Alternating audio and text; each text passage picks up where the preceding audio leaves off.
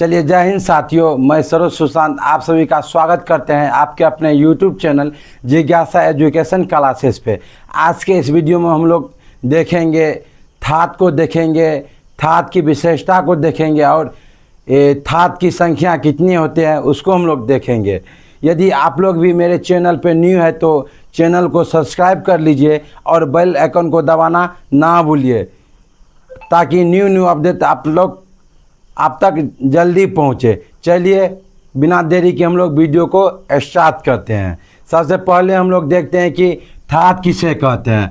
तो कहते हैं सप्तक के 12 स्वर में से 7 क्रमानुसार मुख्य स्वरों के समुदाय को थात कहते हैं। यानी सप्तक के 12 स्वरों में से, यानी कहने का मतलब क्या है, सप्तक के 12 स्वरों में से उनमें से 7 मुख्य स्वर होते हैं जिनको कर्मानुसार में लिखा जाता है, उसी को हम लोग थात कहते हैं।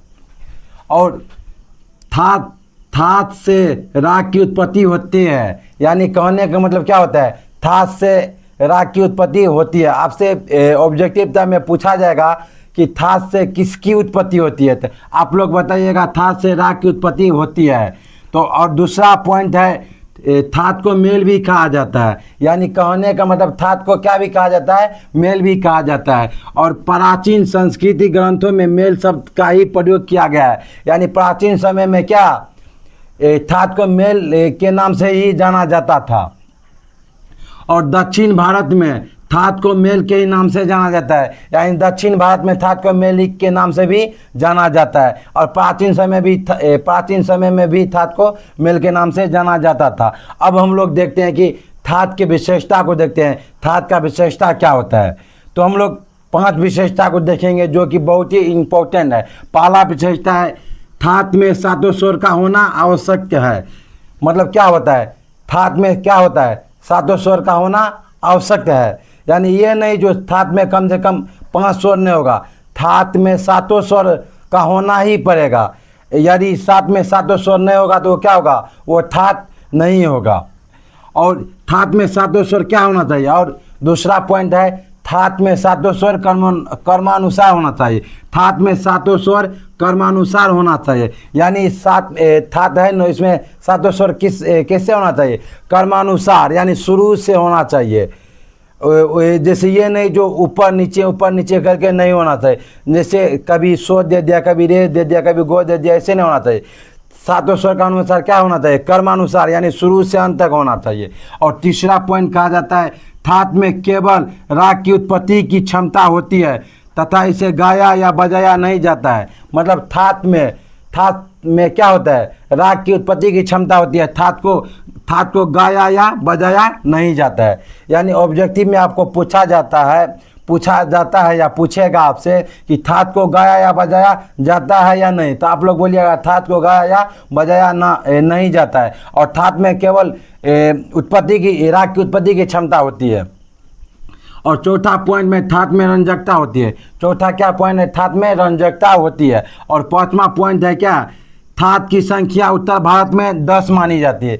आपसे पूछा जाएगा कि उत्तर भारत यानी हिंदुस्तानी संगीत पद्धति में थात की कितने संख्या होती है, तो थात की संख्या 10 होती है। अब हम लोग देखते हैं कि तीसरा पॉइंट है, थात की संख्या कितनी होती है। तो थात की कितनी संख्या होती है, अब उसको हम लोग जानेंगे। तो पहला बात, थात की 10 संख्या होती है। थात की कितनी संख्या होती है, थात की 10 संख्या होती है, जो कि उत्तर भारत यानी हिंदुस्तानी संगीत पद्धतियाँ में थात 10 मानी जाती है।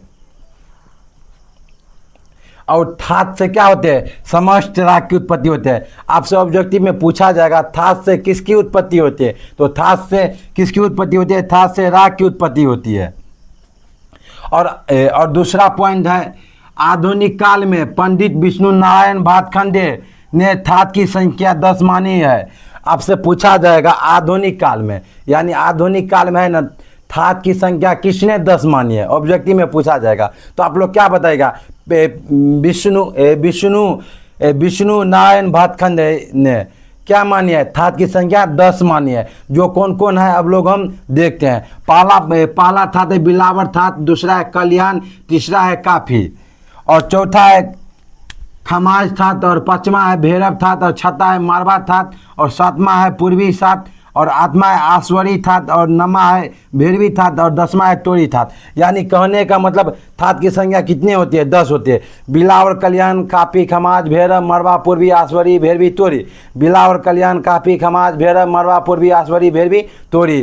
थात की संख्या 10 होती है। आज के लिए बस इतना ही। यदि आप लोग को भी कोई दिक्कत हो तो हमारा स्क्रीन पे व्हाट्सअप नंबर दिया गया है, उस पर आप लोग संपर्क कर सकते हैं, या हमारे चैनल के बारे में हमारा व्हाट्सअप लिंक दिया हुआ है, उससे भी आप लोग संपर्क कर सकते हैं, या कमेंट में आप लोग कमेंट कर सकते हैं। जो आपको दिक्कत हो, आपको एक समस्या का 100% हल किया जाएगा। फिर मिलते हैं नेक्स्ट वीडियो में। जय हिंद, जय भारत।